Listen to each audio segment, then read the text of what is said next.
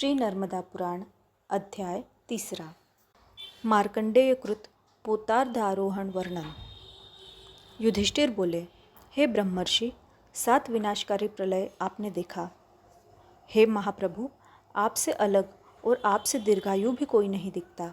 आपने विनाश काल में दैत्य दलन, अनंत चरण, अनंत नेत्र, अनंत उदर वाले भगवान विष्णु को एकीभूत हुए समुद्र में शयन करते हुए देखा।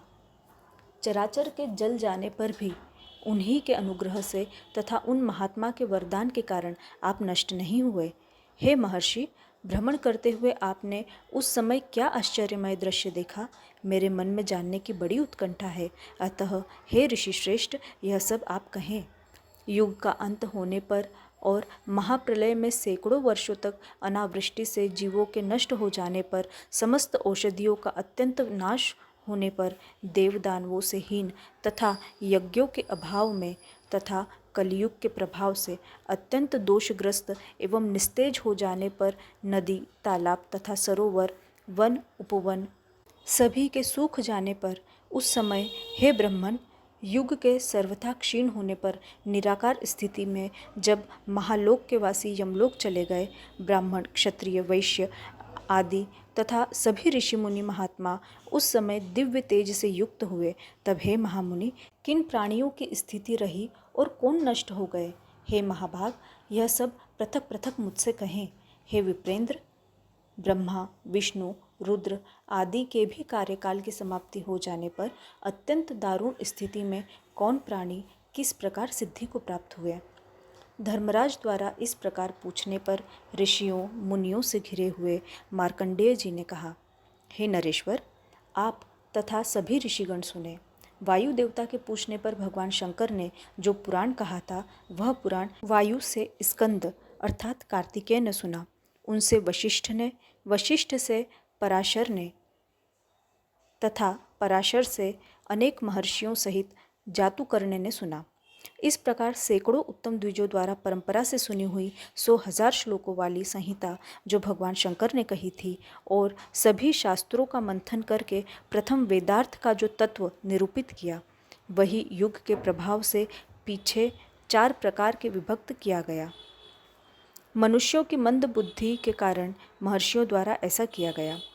पशुपति महेश्वर की आराधना करके मैंने प्रथम जो पुराण सुना, वही आपके लिए विस्तार से कहूँगा। हे महेश्वर, जिसको सुनकर जीव कायिक, वाचिक और मानसिक सप्त जन्म जन्मार्जित हुए पाप से मुक्त हो जाता है। भयंकर प्रलय भी मैंने विधि, हरि और हर की कृपा से देखा। 12 सूर्यों से जगत के दग्ध होने पर तथा सप्त सागरों के सम्मिलित होने पर ही भ्रमित हुआ, थकित होने पर भी भुजाओं से उस समुद्र में तैरता रहा। तब हे राजन, आदित्य के समान तेजस्वी अनादि अनंत परम रूप को जल में मैंने देखा तथा दशों दिशाओं में सुमेरु के शिखर को प्रकाशित करते हुए पुत्र पौत्र से युक्त अन्य दूसरे मनु को भी मैंने देखा। वे भी अंधकारमय अगाध महासमुद्र में चक्र पर आरूढ़ हुए दिखलाई दिए। भय से उद्विग्न हुआ एवं समुद्र में तैरते हुए मैंने मद से युक्त एक महामत्स्य को भी देखा। मुझे देखकर हे भारत, वह बोला, इधर आओ। इन सब में परम प्रधान मत्स्य रूप महेश्वर ही थे। हे नरेश्वर, उस समय मैं शीघ्रता से उनके मुख में प्रविष्ट होकर अत्यंत थका हुआ चेतना शून्य परम विश्रांति को प्राप्त हो गया।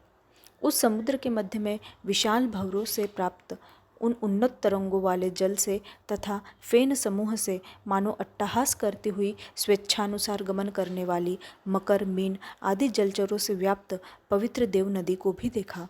उसके मध्य में इच्छा रूपिणी नील कमल दल के समान महान क्षोभ को वहन करने वाली दिव्य स्वर्णमयी विचित्र अंग वाली हिम के समान उज्ज्वल आभायुक्त कन्या को देखा, जो दोनों घुटनों को मोड़कर विशाल जलयान पर बैठी थी। मनु ने उनसे पूछा, हे दिव्य अंगवती भगवती, आप कौन हैं? हे सूर सुंदरी, सुरासुर गण के नष्ट होने पर भी प्रलय के जल में आप यहाँ किस आशय से लीला करती हुई घूम रही हैं?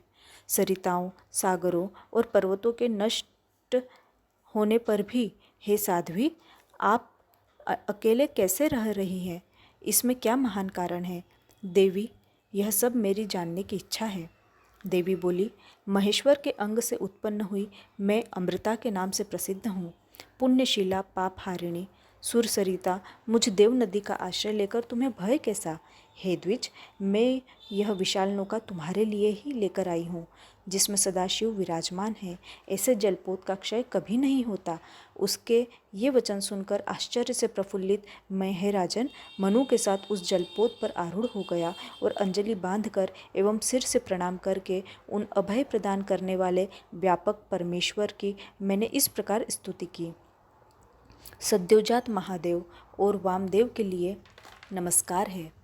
प्रत्येक कल्प में प्रकट हुए भवरूप को नमस्कार है। भक्ति से जाने गए स्वरूप के लिए नमस्कार है। भूर्भुवः के लिए नमस्कार है। रामवंद्य ज्येष्ठ स्वरूप को नमस्कार है। भद्रकाल और काल रूप के लिए नमस्कार है। अचिंत्य अव्यक्त रूप महादेव के दिव्य तेज को हम जानते हैं। हमारा उन देवाधिदेव रुद्र के लिए बारंबार नमस्कार है। जगत की उत्पत्ति और विनाश के हेतु को पुनः पुनः नमस्कार है। हे राजन, नवसृजन के पहले देवाधिदेव की स्तुति से प्रसन्न हुए महादेव मुझसे बोले, सुव्रत मार्कंडेय, वर मांगो। इति श्री नर्मदा पुराण अध्याय 3। नर्मदे हर, नर्मदे हर, नर्मदे हर।